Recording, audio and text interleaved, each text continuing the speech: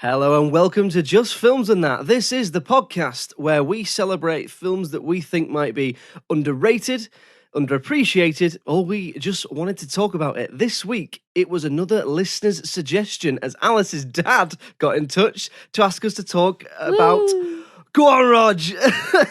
To ask us to talk about Blue Velvet. So, let's get into it.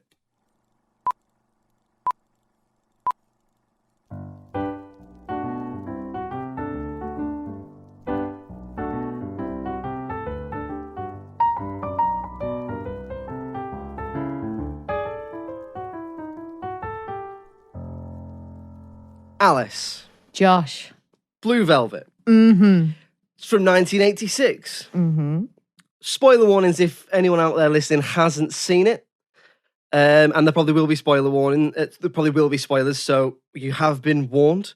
However, Roger Jones picked this, didn't he, Alice? He did. Oh, Roger himself. Big Rog. So, what is it about and why did he pick it? So, Blue Velvet is a dark mystery thriller written and directed by David Lynch. In it, a young college student called Jeffrey, played by Carl McLachlan, returns home to visit his ill father.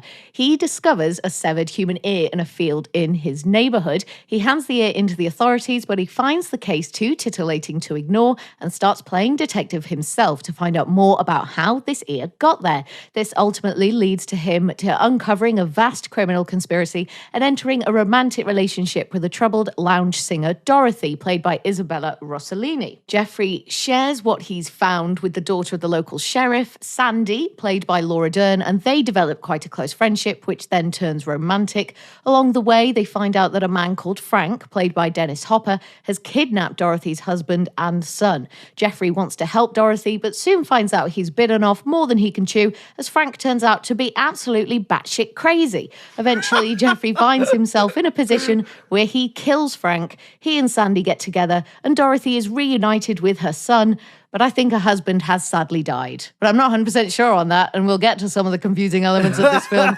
later on. So that is what the film's about. Now then, the reason I picked this one is because my dad, Roger Jones, has been trying to get me to watch this film for a very long time. He's been recommending it for a while and I just never got round to it. So obviously, I then started doing a podcast about films. He got hold of the email address and sent in his own listener suggestion. I thought, well, if I ignore him now, that's going to be some pretty negative daughter points for me, isn't it? So I thought, all right, Rog, time to go for it. He did previously recommend to me Natural Born Killers, which is now one of my favourite films of all time. So I was like, go on then, I trust your judgment. And he did actually leave us a little video recording as to why he picked it. So here's Rog saying why he wanted to choose Blue Velvet. Go on, Rog. Hello, it's Roger here. I'd like to talk about Blue Velvet, one of my favourite David Lynch films. His films are so beautifully shot, well crafted with great actors and actresses. But I think Blue Velvet, which is my favourite David Lynch film, is very underseen and underappreciated.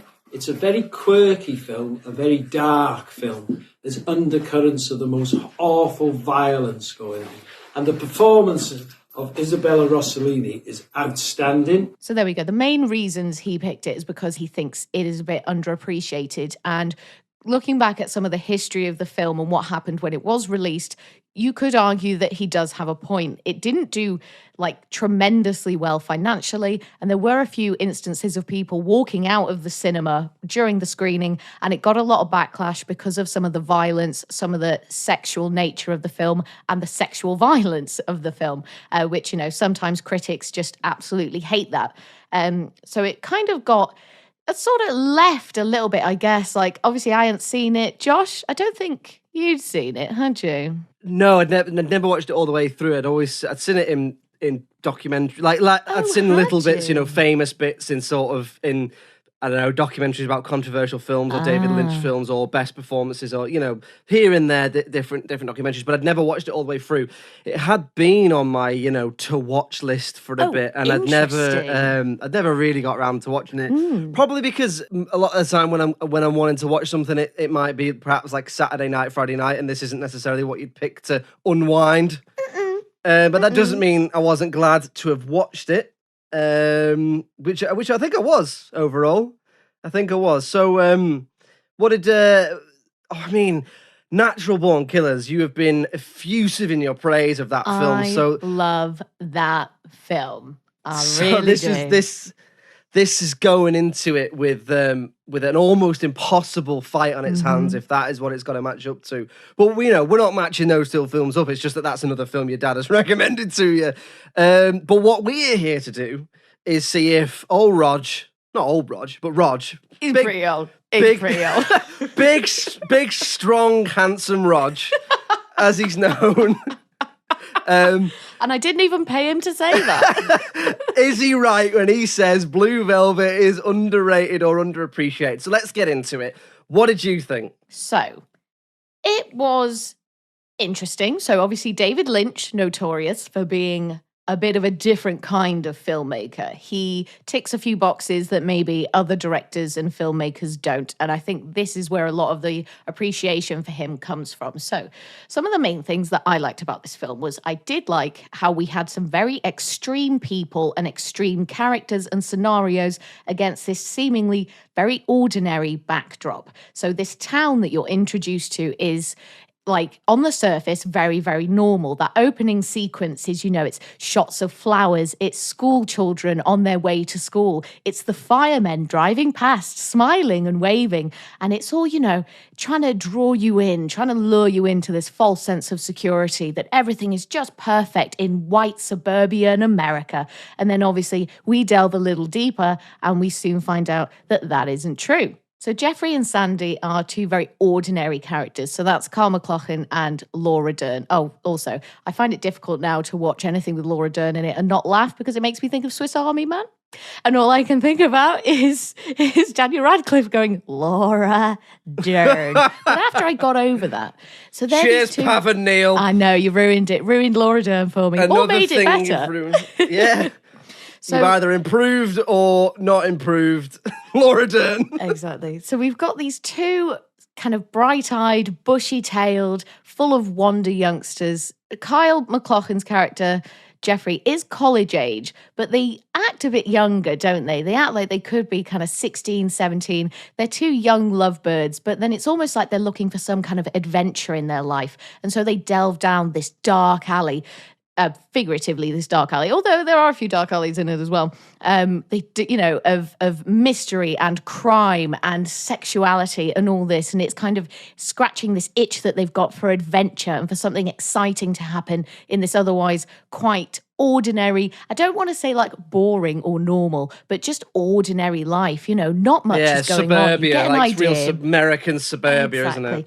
White picket fences, that sort of thing. And you get an idea that not much goes on after Jeffrey finds this ear. So he finds this severed ear in a field and he immediately takes it to the police station.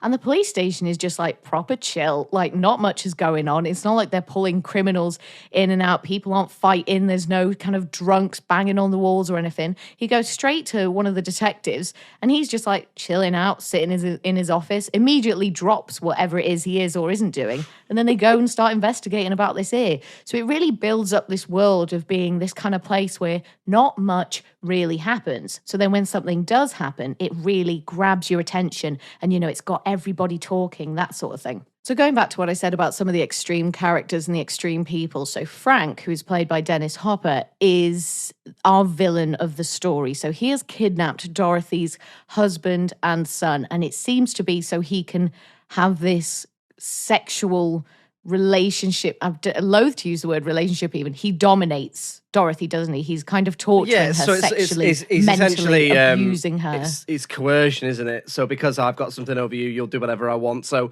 I don't even know if it might even extend beyond sexuality. I think there's implications in there that he gets her to do anything. Yeah, because there's kind of hints that she's almost maybe a little bit of a mother figure to him as well. And you get the impression that possibly something really, really awful happened to him when he was a child. And that's why he is so unbelievably fucked up. And the way he's introduced to the narrative is so incredibly dramatic. He comes into the room, he's already screaming and shouting at her and he starts abusing her like mentally and physically. And then I think does start raping her or at least starts like trying to have sex with her and hitting her. All the while Jeffrey is watching this happen. And then it's interesting, you've got this dynamic because Jeffrey has snuck into her apartment because they they know that she's got something to do with the ear, don't they? And Jeffrey, because he's desperate to follow this case and he wants to play detective, he follows her to her apartment or manages to get in there, doesn't he? Because he pretends to be a bug exterminator or pest control or whatever,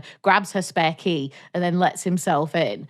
So he's then hiding in the closet. So after Isabella Rossellini's character, so Dorothy, has found him hiding in the closet, Dennis Hopper then comes and she's like, oh no, you need to get back in the closet now, otherwise he's going to go apeshit and fucking kill you. And then it's this really interesting dynamic where he is then the person hiding in the closet watching her, and yet he's the most normal person in this scenario. Yeah, it's quite an interesting exploration, I think, of sort of duality, because it starts with her, she's dominating him, and she's sort of, I don't know if she does, but she starts to, Fellate. Yes, perform a sexual act on him is what I was going to say, but you took it into the gutter once again. So she starts to sort of perform a sexual act on him. Then Frank comes in, and the tables are then turned, and she becomes vulnerable, and he becomes the aggressor, and then Jeffrey comes out, and he becomes the comforter sort of thing. So it's a real interesting in a few minutes. So before I'd seen it, that was the scene I knew was quite famous, was the watching it all through the closet sort of. I don't know where I've seen it. Probably just in one of these documentaries about films in general. But yeah, I thought that was really an interesting exploration. And you get a few of these different explorations of the different power dynamics between people, because when Dorothy is doing all this to Jeffrey, she's on her knees, I think, isn't she? But yes, she has this knife, and she has this very menacing look in her eyes. So oh yeah, she has the power in She's this in control. room. She's completely in control, yeah. And then Frank comes in and she loses all control. And then suddenly, and then it's kind of weird then, because he's in control of her, but he's definitely not in control of himself. He is someone completely out of control. And then later on, you see a different side to Frank, because she is singing and he is in tears, maybe not in tears, but very much visually affected by her singing the song Blue Velvet, and then he has the blue velvet rag. That's a theme throughout the film. He has this blue velvet rag or handkerchief that he always uses for different things, and you see different sides of Frank. He's either an aggressor or he needs to be looked after. I think he refers to himself as daddy or baby, and it's those two things. He demands that she calls him daddy. Yeah, doesn't he? Depending on how he's feeling, it's how he wants her to treat him. But even when he is being the more vulnerable side of his personality, he's still also in control, because you get the impression he could snap at any minute. Oh, absolutely. And this is where a lot of the threat from him comes from, is he's capable of anything. Like, I don't think he cares about the law. He doesn't care about how he affects other people. It's almost like he doesn't even really care about his own safety. Like, he will he's literally just a firecracker of a person, isn't it? I mean, absolute maniac. I'm not saying other people couldn't, but I struggle to see anyone but Dennis Hopper in that part, because he's just incredible. He's very good. I mean, no one really does a volatile, flying off the handle guy as well as Dennis Hopper did. I mean, he brought that sense to, even things like Waterworld and Speed. But he's good in Speed. I think he's one of the better parts of Speed. I think he's great. He's great in Speed. We all know how I feel about Speed 2. So you can bet your ass that I love Speed 1. Imagine how Alice felt about Speed 2, but with actual Keanu Reeves in it. And then Super Mario Brothers as well. What I mean is he brings a quality to things which aren't even any good, and Excuse me, are you saying that Super Mario Bros. Ain't any good? Are you mad? Films are subjective, Alice. That's the whole point. What I'm saying is it so bad that the studio pretends that it never made it? Yeah, in some senses it is. Yeah, so I mean, Dennis Hopper was an incredible performer. This is one of the things he's most well known for, and that's because it almost feels like there are certain parts that actors are born to play, and I think Frank Booth is definitely Dennis Hopper's. So overall, would you say you liked it? So I did. I find this quite difficult to quantify. I think I did like it, but I perhaps didn't like it as much as I thought I would. Now, I quite like violent films, a well choreographed violence, well thought out violence, and violence that has a purpose. And there was some of that in this, and I did enjoy that. And I do enjoy very extreme characters without them becoming cartoony. And I feel like in their own right, a lot of these characters were quite extreme, which I enjoyed. And I did enjoy that on this backdrop of normality, of the ideal sort of American dream. You know, we're all just having a nice life in the suburbs and everything is nice and lovely. And I think what David Lynch did and what he does a lot of the time is he brings you this vision that you have of America, but then turns it on its head, and it's taking you down this rabbit hole. Hey, I'll see you down there, David. It takes you down this rabbit hole of actually things aren't always what they seem. And then, but even when you know that, it's like, oh yeah, things aren't always what they seem. But then you're still asking questions, and it's like, okay, things aren't what they seem, and I know that, but I still don't get what the things are still. Like, there was so much mystery surrounding this. Like, I don't think we ever really got to the bottom of the exact why that Frank kidnapped her husband and son specifically. I don't know if it was just to make her his sex slave. I don't think we ever really found out enough about the two characters, the dad and the son, and how all these different characters were connected. But I think that's part of it. I think that's part of the suspense, and I think that's part of the mystery. I think the music was something that was very, very present, and it was very varied from scene to scene. You would have music that felt like it would belong in a rom-com, and then music that you felt like would belong in a jazz bar, and then would be in a thriller, and would be in a drama, and would be in a mystery. There was such an array of different musical genres throughout, and this was really interesting. And sometimes it was used to build tension, and I think it was very successful at doing this. And then other times it would just be really oddly placed. There was one scene, I believe, where Sandy and Jeffrey are just walking down a street, and I think they're having quite an ordinary conversation. I don't really think it's even about anything. I don't even think it's about the particular dramatic events of the film. But the music itself is really, really dramatic. And I was like, what's happening here? Like, what's he doing? And then you would have other instances where, so Frank takes them to possibly his house or someone's house, but it seems to be where he's keeping Dorothy's husband and son. And there's a few different people there, and they all know about this arrangement, about this kidnapping arrangement, which is weird. And this is a really threatening situation that Jeffrey has found himself in. All these people who seem like criminals, and with Frank leading the way, who's clearly insane. And the music's like really upbeat and like really jazzy and like you're at a party or something. So it was just this really strange, I suppose, subversion and this juxtaposition of certain sounds and images that you're getting that don't match up. And I think this is how he creates the eeriness to things and makes it all a little bit uncanny.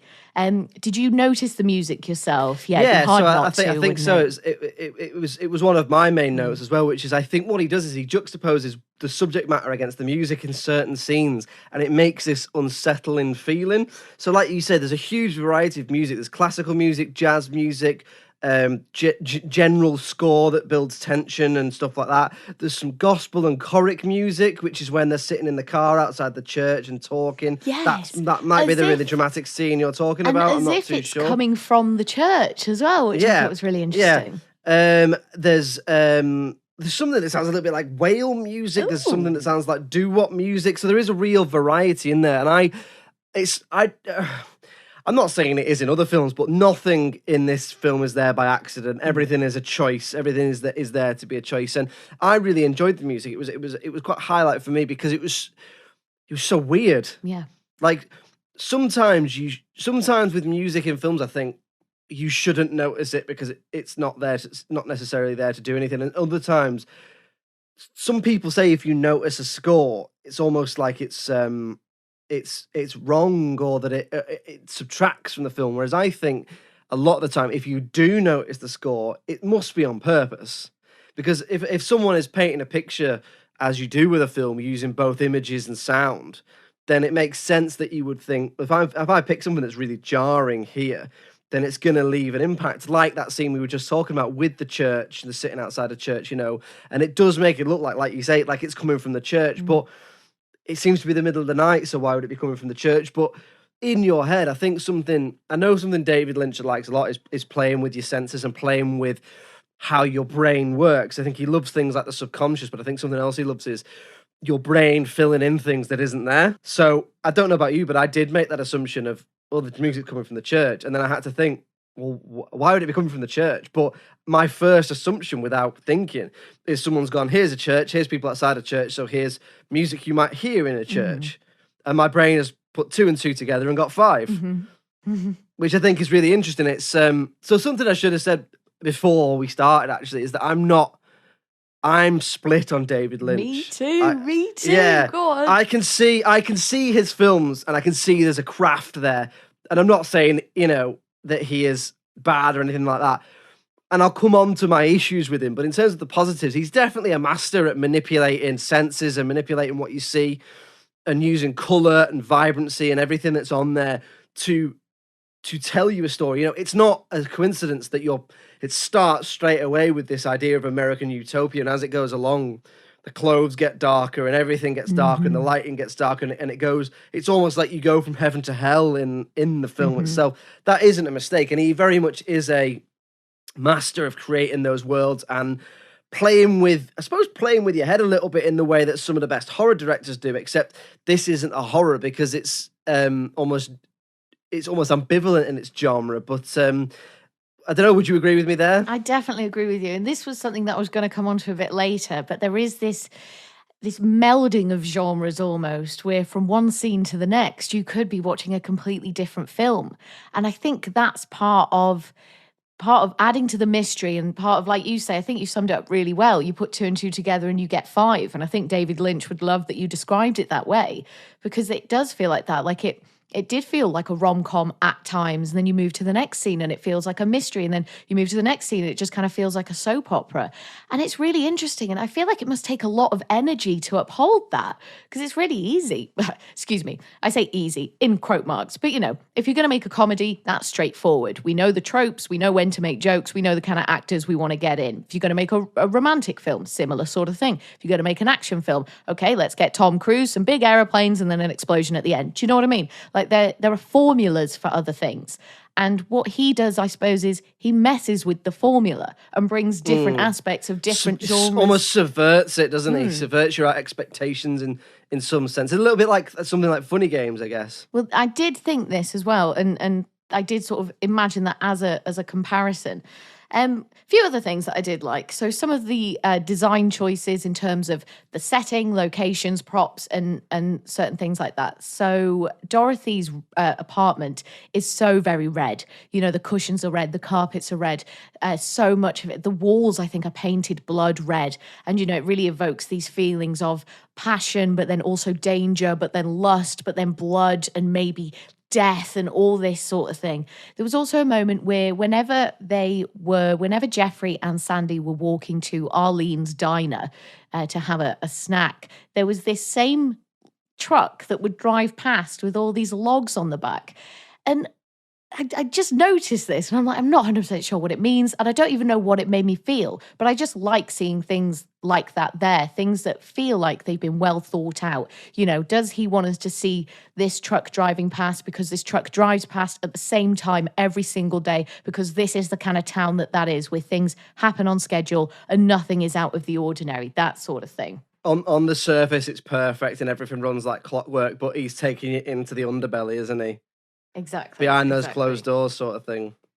It's got a sort of quite a dreamlike quality to parts of it, which is, I know, again, something else that he likes is that idea of melding dreams with reality. And I think that is something you get here. And he does things like he creates quite literal cuts in between scenes. There's a bit, isn't there, where he says something like, this ear was definitely cut off with scissors. And then you immediately cut to someone cutting something with scissors. And that, in a weird way, made it feel like a bit of a dream, because that's the sort of thing your brain would do, when you're having a dream and you dream about things that are kind of like your day, but it's not like your day. You're at work, but you're actually in a bouncy castle. It's like it's your dog, but it talks, and its feet are its legs, and its arms are its legs, or you know what I mean. It's that weird sort of, it's not quite right. Something's not quite right, but you know it, but you can feel it, but you can't put your finger on it, and that's what this film, I think, does. Okay, so we'll move on to talking about things that we perhaps didn't like about the film or that we would change. Alice, what do you reckon? Is there much for you? Is there a lot to dislike? Would you change much? How are you going to How are you going to break it to Rog? Well, this is a bit of a tricky one because I wouldn't say that there is anything that I dislike in the traditional sense. There are a few things that I was perhaps unsure of, like I've mentioned before, like the use of these different genres of music. And sometimes the genre that you were listening to didn't quite match the action on screen. And I understand that this is probably coming from a place of wanting you to feel disjointed and wanting you to feel a bit on edge. But for me, it was just a bit. I was thinking about it too much, I think, and that pulled me out of the film ever so slightly. So when really dramatic or scary things were happening and this fun music was playing, it just made me think, oh, that's a bit odd. Instead of stirring in me this feeling of being uneasy or, like looking at the uncanny, I just thought about it a bit too much, I think, because obviously that's why we watched the film. I wonder if I just sat there and let it wash over me and wasn't thinking too much about it, I would have had a different response. But I wasn't watching it that way, so I can't answer that. So for me, it was all just a bit like, that's odd, if you know what I mean. Similarly to the various different genres of film, some of the design and technical choices just felt like they were from different films, from one scene to the next. It just felt all very odd. I know I touched on this before. Sometimes there were things that you would normally see in a kind of rom-com and then things that you would see in these horrific, violent thrillers. And the two of them together, instead of it making me feel uneasy, just ended up thinking about it too much. And I was just a bit like, oh, that doesn't match. Oh, but he probably doesn't want it to match so that we feel weird. So then instead of feeling weird, all I thought was, oh, the director is trying to make me feel weird. Do you know what I mean? Does that make sense? It's an interesting point that, I suppose speaking more broadly, that was one of my issues, which was it kept being referred to in other stuff I was reading about it as a murder mystery or a mystery film. And I don't know if it was a mystery film. I'd definitely call it a thriller, maybe a neo-noir thriller or something like that, but there isn't much mystery in it. There's no twist. It's just Jeffrey is investigating this mystery, but there's no twists and turns in there. It's just everything he sees is right. So I wouldn't really say it is much of a mystery film because I don't think there's a mystery there. So speaking broadly, that was an issue I had with it, which was because it was so ambivalent in terms of its genre. It left you, I don't know, maybe it created a bit, by trying to be so discombobulating, it created a bit of a unsatisfactory feeling. I don't know, is that fair? I think that is a good way of describing it. Yeah, I felt like even though I didn't dislike the film, I wasn't super excited about it. I wasn't super invested.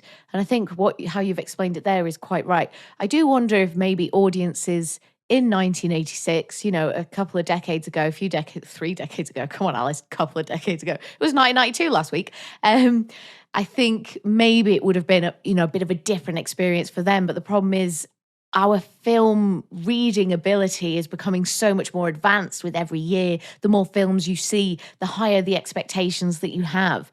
And for me, this one just didn't quite hit it. And that feels like blasphemy because I know that people love David Lynch and I know he is a respected and clearly very talented filmmaker in his own right. I just wonder if he's not for me. Yeah, so I would echo that similarly. I have one issue with the film. But my other issue is with David Lynch films as a whole. So for example, my main issue with the film is that I would have liked a bit more development of Jeffrey as a character, because he comes into it, he finds the ear, and he becomes immediately motivated. I don't know if it's just because he's generally intrigued, and that sets off the plot of the film. And all the investigation and all that is very interesting, the way it's presented and all the stuff we've already talked about. But I never really saw why Jeffrey would care so much. Because he just comes into it, there is no exposition around him as a person. All you know is his dad has a stroke at the start of the film. He comes back from college to see his dad, and then on the way to the hospital or the way to his house one day, he finds the ear. But there's no reason why you go, this is why he's so interested. It's not. He just is. Maybe it's because of what's happened to his dad. Maybe it's this kind of intense repression of trauma. Distraction. Like, oh, my dad is so ill, because we see his dad in the hospital, don't we? And he's not well at all. He can't speak to him. So then I wonder if maybe in doing this, it's the way of Jeffrey dealing with his emotions, putting all his investment into something else. So he doesn't have to think or worry about his dad. I hadn't really thought about that before until you said that. But my thinking behind it was that he was just kind of, that he was bored. Initially, I was like, he wants this to happen because he's bored. There's not much fun going on. This is fun. This is exciting. But yeah, I wonder if it's got something to do with him trying to bury his feelings It could do. plow his attention in something else. I hadn't thought of it that way. It just felt to me like he was there as the main character because the film needed a main character through who to view the film. So they created a generic person to be like, oh, this is your guy, when in fact what happens in the film is more important and the themes than the people in it. But that's me, and maybe that's part of the wider issue which I can talk about, which is that I like more character-driven stuff, really. And what about so what are your feelings on David Lynch in general? So I've, as you've said, I'm not tiptoeing around the issue. David Lynch is a genius. He's made many masterpieces, but I am quite split on him as a filmmaker because I guess it boils down to he doesn't develop much of the emotional side of his films, so I think they become a little lost on me and they leave me feeling a little bit cold. So back to the issue with Jeffrey, I don't think he's developed much as a character. So there's a bit where earlier on he has hit Dorothy because he's seen Frank do it, and then later on he has a bit of a breakdown once he's been beaten up and he starts crying. And I think the idea is that he sees himself as falling down the well and becoming like Frank, and he's, oh my God, what have he become type moment.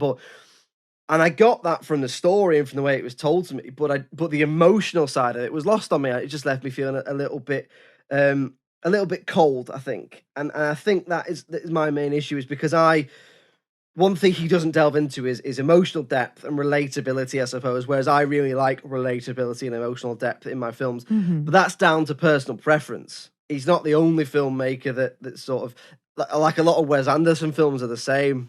They're not necessarily about emotional depth.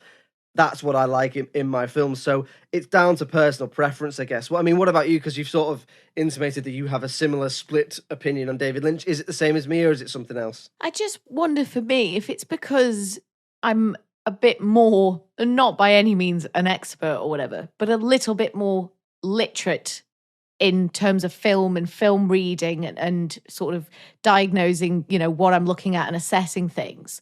And so everything that he does, I know that he's trying to do it to me, and then it just doesn't leave me feeling anything. Yeah, but if we go back to something like Natural Born Killers, which is obviously trying to make you feel a certain way. It's trying to make you feel outraged, and it's trying to make you feel, just horrified at these things that are happening, and feel this mix of kind of empathy and horror at these characters. And even though I knew that that's what Oliver Stone was doing when he made that film, I felt it still. Whereas with David Lynch films, it's like I watch them, I know what he's trying to do. I think I know what he's trying to do. Obviously, I don't know. And then it just sort of ends there for me. It's like, oh, he's trying to make me feel weird. And it's like, oh, but I don't really feel weird. So do you feel like because you can see everything he's doing is deliberate, and because of your knowledge from just that you've accrued through your life through jobs and all that sort of thing, do you feel like because you know how the sausage is made, it takes away some of the flavour sort of thing? Almost. And that literally isn't the case for me with any other film or any other filmmaker. Like, I know Captain America's not real. I know his shield doesn't go flying around. Do you know what I mean? I know Thor isn't actually Chris Hemsworth and all this stuff, but I still enjoyed those films. Suppose there's a fantasy element, though. There's a fantasy element. And I suppose some people might argue there's a fantasy element to this in some ways, but they're there to do a certain thing to you in terms of an emotional reaction, whereas I don't think David Lynch cares about your emotional reaction. So maybe it's that. Yeah. You know what? I'm really not sure, and I can't explain it, because even as I'm saying those things, I'm like, I don't even know if I know. Yeah, well, but maybe this is the thing. He's got us talking, hasn't he? Yeah, maybe and that's it. And that's he loves that, doesn't he? Like, from what I've seen of interviews, he loves people talking about what do his films mean and all that. What does a Radiohead mean 40 years later or whatever? And for me, it is back to what I've said, which is about what I like in a film. David Lynch films are all quite weird, and for me, the weirdness doesn't ever pay off in, I guess, satisfaction dollars. So let's move on to talking about the critical reception. And this is where we try and confirm if we think that Roger's got a point, or if he's talking, is he talking Blue Velvet or Poo Velvet? That's what I'm saying, Alice. That's what I'm saying. Very good. Now, Love it. I haven't seen the critical reception. You've got it in front of you. Now, I think it probably did. I think I'm gonna jump the gun and say I think it did well critically. Probably did okay in terms of the average person outside of critics, but I think it very much has probably developed a cult following over the years. So I think it did quite well critically overall. Give me a number. Out of 10. Yes, please. On average, I'd say like low to middle 8s is how I think. What would I give it? What would you give it? What would I give it? Maybe like a low 7. Yeah. Yeah. I like, I could very much appreciate what he was trying to do. It's not, this is where the subjectivity of films in this podcast falls down, which is it's not to my taste in the way that a lot of films of other directors and other genres aren't to my taste. Maybe that's the same for you. So I think, I would give it a low 7. That's just my personal opinion, but I think it probably did a lot better than that. Okay, so at the time of recording on IMDb, Blue Velvet got 7.7. Over on Rotten Tomatoes, the audience gave it 88% and the critics gave it 94%. Wow. That's a big old number, isn't it? I think I was a little bit surprised at that audience 94. score. 94. Well, the critics, for 94. So, what, did the audience give it 88? 88, yeah. So it's Rog. of good scores all Rog. So here's what some people had to say about it. So one of them said, if audiences walk away from this subversive, surreal shocker not fully understanding the story, they might also walk away with a deeper perception of the potential of film storytelling. Someone said, love it or hate it, see it, you must. One said, Blue Velvet is a nightmare, or better yet, a reverie on the dark side of desire, but in a good way. So some of the reviews are very, very flattering, but Rog did pick this because he thinks it's underseen and he does feel like it's a bit underappreciated. And to a certain degree, I would agree, because I don't feel like people talk about it as much anymore. I don't know many people, if anyone in my circles, who have seen it. It took him 31, 32 years to get me to watch it. And he had me watching Alien when I was 9. So yeah, what did it say on the videotape for this one? Oh God, I dread to think. So I'll give him, I think, that it's. Do you think it's underappreciated? Do you think it's a bit hard to quantify? It's really hard. It's really hard to quantify because I disagree with those numbers from me personally. Yes, but I would probably say it's probably not been seen by a lot of what you might call the general public, the film-going masses.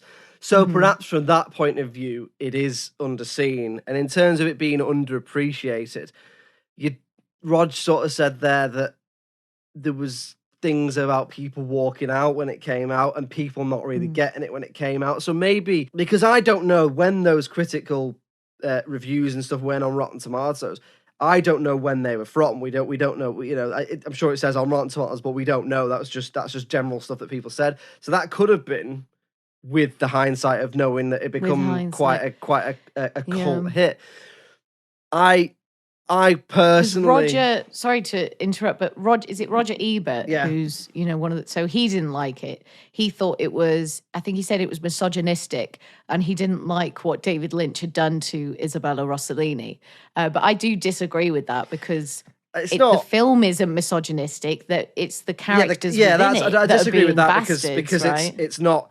If they were doing that stuff to Dorothy and it was like, look at this, it's great, isn't it? Like, isn't it great? You're definitely not aligned with Frank. They're doing stuff to it, going, God, look at these monsters. So no, it's not misogynistic. The characters are misogynistic, like you say. It's not that. Yeah. Do I agree with Rod? Because he's your dad, Alice. No, I do. Do I agree with him? No. Am I willing to say it's underrated and underseen? Yeah, why not? I wouldn't say it was underrated. Do you think it's underseen, underappreciated? A bit underappreciated, but I think with those scores, I think it's a little bit overrated. Oh, Rog. Yeah. I'll be your daughter, Rog. He'd love that. Well, there we go. Another listener suggestion in the bag. Always fun. I do apologise for the slight bit of nepotism, but he emailed me, guys. My dad emailed me. He went through the he went through the appropriate. Gotta let him have it. He went through the appropriate channels. What do you want me to do? Exactly. And if you've got a film that you think we should be doing, then please, by all means, drop us an email. The email address is filmsandthatpod@gmail.com. We're also across all the social medias. You can check us out. It's just Films and That everywhere you look. We're on Facebook, Twitter, Instagram. We're even on TikTok. If you've got a film that you think is underrated, underappreciated, that you think we should be doing, then please do suggest it to us. They all go in the pile and they will all get a look at eventually. All that remains to be said then is we are on all the social medias, as Alice said. Get in touch with us if you want, and we'll try and get to your films eventually. Until next week, Alice Oliver, thank you very much for joining me as ever. Oh, pleasure as always, Josh, and thank you. And it's goodbye from me. Cheerio. Bye.